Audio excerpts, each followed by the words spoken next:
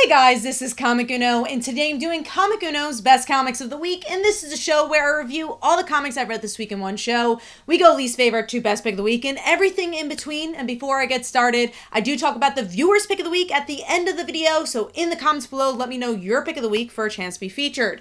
I will say next week is New York Comic Con, so I will be very busy prepping for that. I am going to be on the exhibitor floor and also in Artist Alley D11, so if you want to check out my comics, go check that out.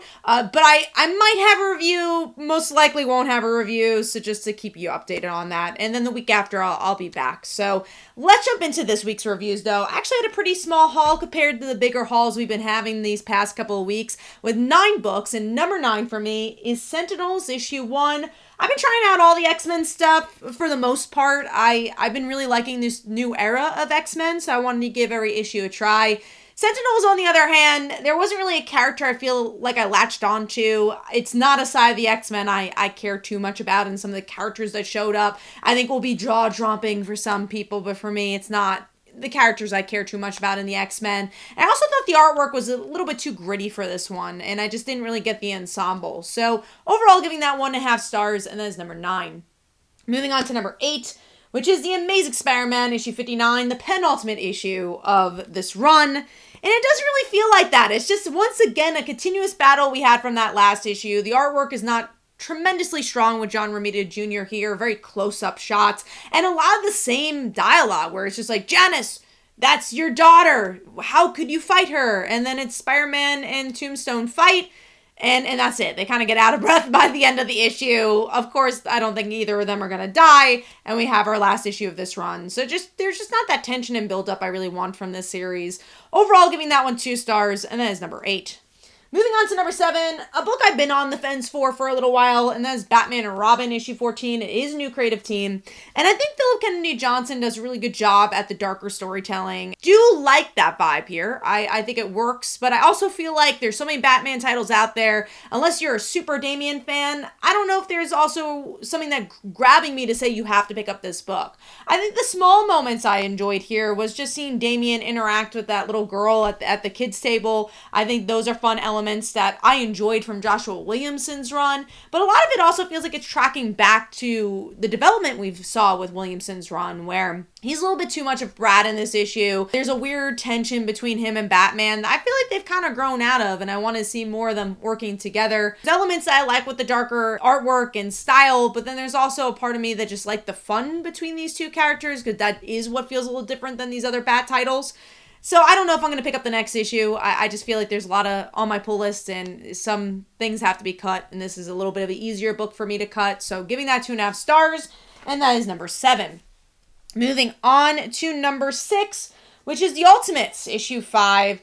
I'm kind of in the middle for this book. I like learning more about these new characters. Hawkeye being Native American I thought was really cool here. Just him fighting Captain America was interesting. But I also don't feel sucked into this world just yet. Every issue is like, yeah, that's cool. But there's not like edge of my seat. I need to see what happens next.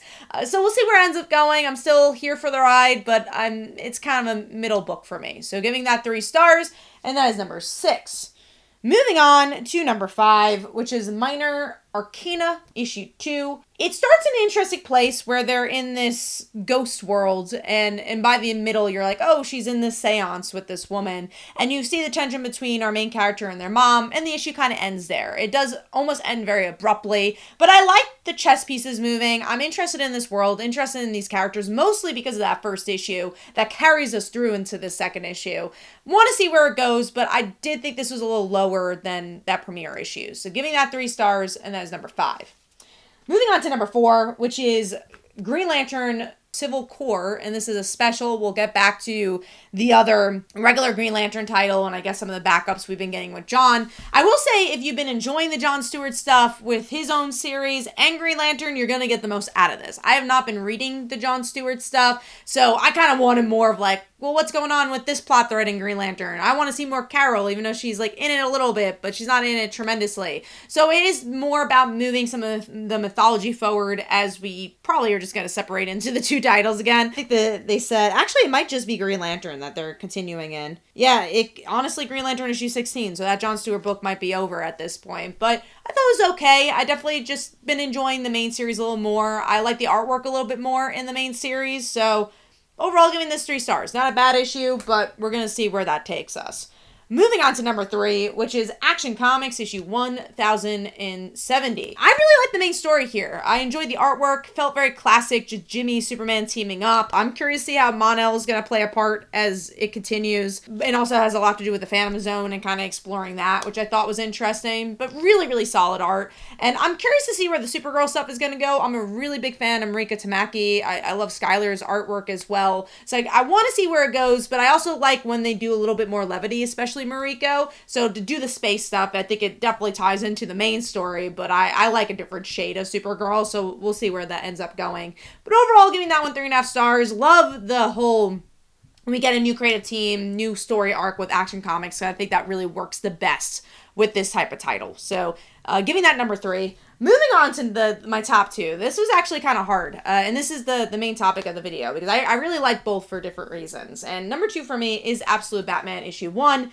Should it be on your pull list? Hell yeah. I could do a whole dissertation on why this is such a great follow-up to Court of Owls and everything Scott Snyder is doing, but we'll do the short version of that, where I feel like Scott Snyder did a really, really good job at showing old New York, showing the New York he grew up with. And even though Batman's been since the 1940s, really a lot of what we think of Batman is the 70s and 80s, and, you know, everyone has their own opinion of what Gotham actually is. My opinion is that it is the 70s of New York City, and as a fellow New Yorker, it's always been interesting to see Gotham through that lens of, like, the heavy crime. And I feel like this book does the job of, we told that story about old Gotham. We told that story about 70s Gotham. We told those stories about New York. Let's see what New York is in 2024. And also with Elseworld books, I feel like there's always this like one twist of like, how about if Batman wasn't in the alley? How about if this happened? This book honestly makes everything a twist, where Bruce Wayne, and at least from what this issue seems like, isn't rich.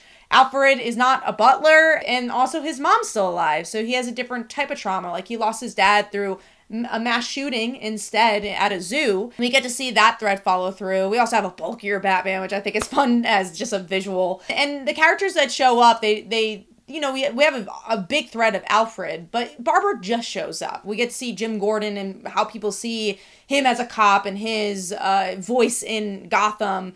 We get to see colors of it, but there are more seeds planted than throwing everything out at you. There's some teases to Joker. I just feel like it built the world so beautifully, and I want to follow Alfred. I want to follow him as he's kind of hunting Batman. I want to see what Bruce's relationships are with different people, with his mom, with his relationship as Batman, with some of these details changed in his past. I think the grittiness and the gray, how much gray is in the images and the artwork really works for this as well. It just feels like such a wonderful foundation for even more, and I think this is Scott Snyder at his best, and really feels like a sequel to his critically acclaimed Batman run, and I was very, very impressed with this one. I didn't know what to expect going into it, but it really kind of blew me away. So giving that one 4.5 stars, and that is number 2.